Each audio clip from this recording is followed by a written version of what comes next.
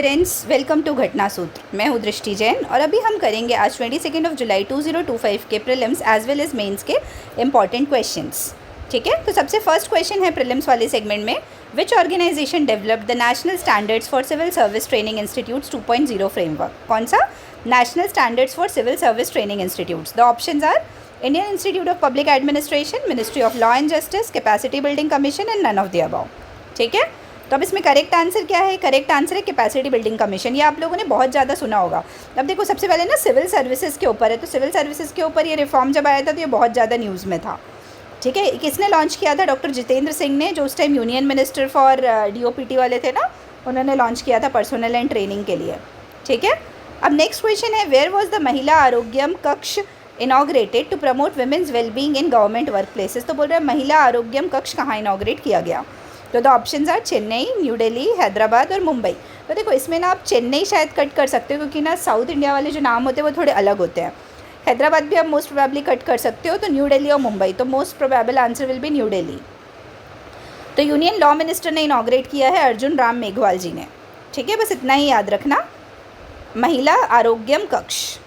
फिर third question is, a monkey puzzle butterfly was recently spotted at which tiger reserve in Madhya Pradesh. तो बोल रहा है मंकी पजल बटरफ्लाई अभी मिली है, वो कौन से टाइगर रिजर्व में मिली है? मध्य प्रदेश में। The options are Bandhavgarh tiger reserve, next is Satpura tiger reserve, third is Madhav tiger reserve and fourth is Pench tiger reserve. तो this is also very factual question. ठीक है, मतलब नॉट वेरी इंपॉर्टेंट, बट सिर्फ नॉलेज के लिए देख लो। The correct answer is Pench tiger reserve.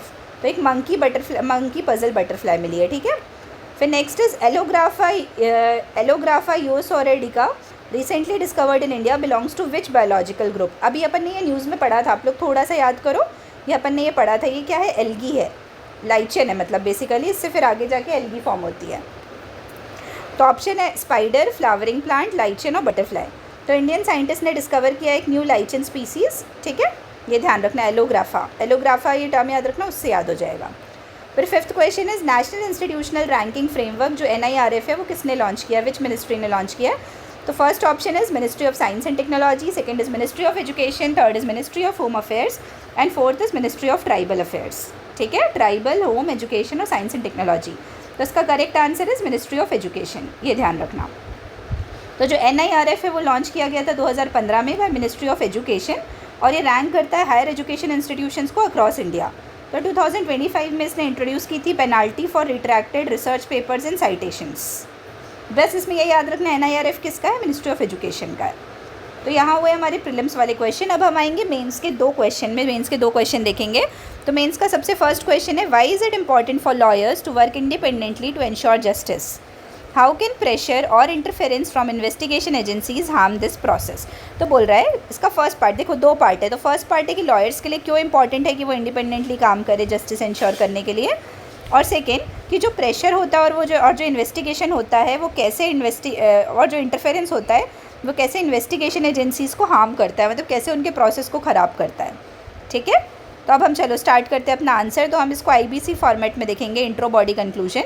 तो इंट्रो में क्या है कि इंडिपेंडेंट लीगल प्रोफेशन है ना, ये कॉर्नर स्टोन है डेमोक्रेटिक सोसाइटी का। क्योंकि अपन बोलते हैं ना कि जुडिशरी ट्रांसपेरेंट रहेगी या लॉज ट्रांसपेरेंट रहेंगे, इक्वल रहेंगे सबके लिए, तो डेमोक्रेसी ज़्यादा प्रिवेल करेगी। तो लॉयर्स हैं वो सर्व करते हैं as officers of the court, protecting individual rights, ensuring fair trials and upholding rule of law.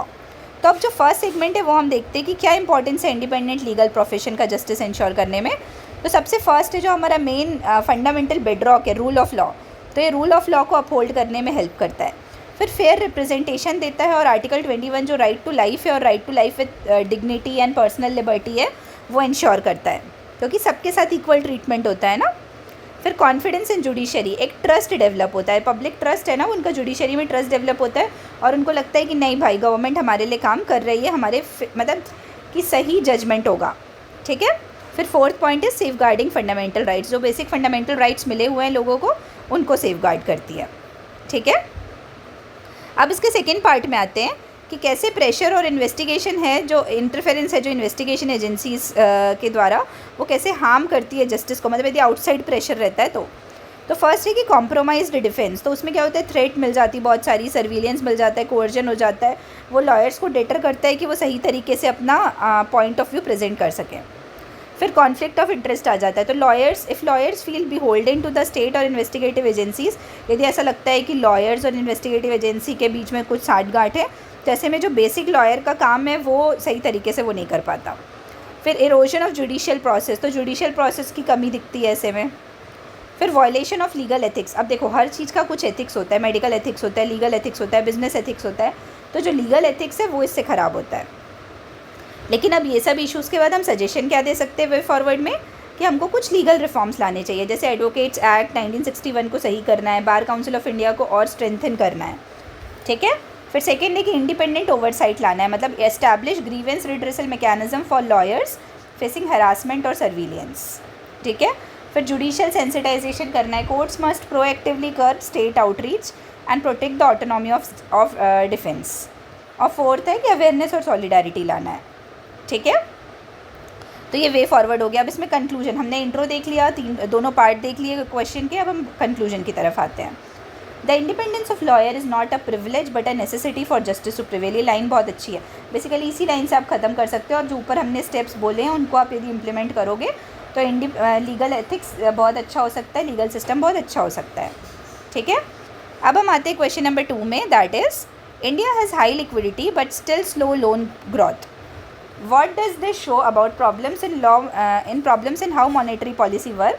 How does low demand for loans make monetary policy less effective? What long-term steps can help improve credit growth? ठीक है, तो क्या क्या बोल रहे हैं कि कैसे जो हाई लिक्विडिटी है but still slow loan process, high liquidity है लेकिन लो प्रोसेस स्लो है, तो कैसे ये जो प्रॉब्लम्स है मॉनेटरी पॉलिसी में उसको सॉल्व कर सकता है, ठीक है।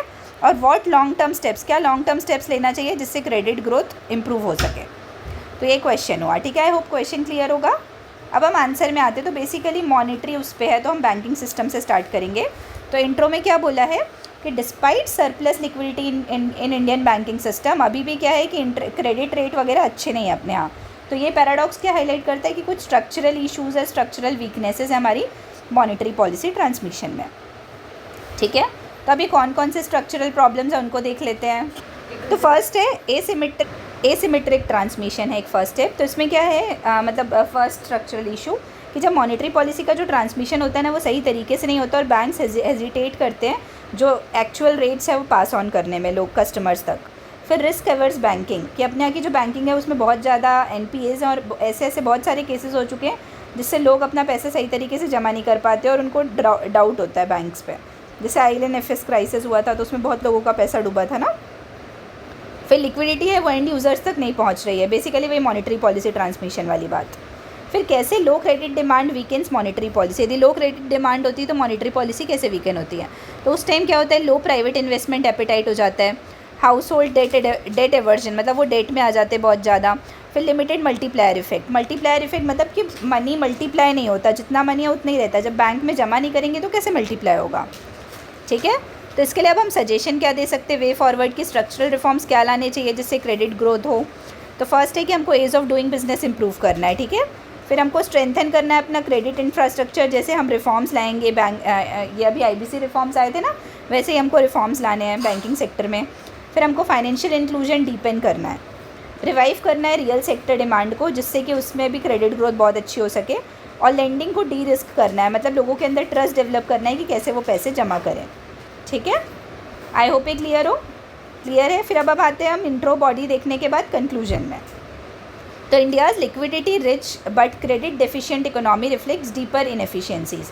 तो अभी जो हमारा स्टेटस है वो क्या है, लिक्विडिटी रिच लेकिन क्रेडिट डेफिशिएंट है, तो ये रिफ्लेक्ट करता है डीपर इनएफिशिएंसी है मॉनेटरी पॉलिसी ट्रांसमिशन में। तो इस चीज़ों को हमको, इन चीज़ों को सही करना है कैसे, जो हमने स्ट्रक्चरल बैरियर्स के लिए सॉल्यूशन पढ़े हैं उन स्टेप्स को लाके हमको इसको सॉल्व करना है, ठीक है। तो आई होप ये क्लियर है। तो चलो आप सभी को बहुत बहुत धन्यवाद तब तक के लिए। अब अपन इसके बाद कल मिलेंगे, कल के 23 जुलाई 2025 के करंट अफेयर्स को लेके, ठीक है।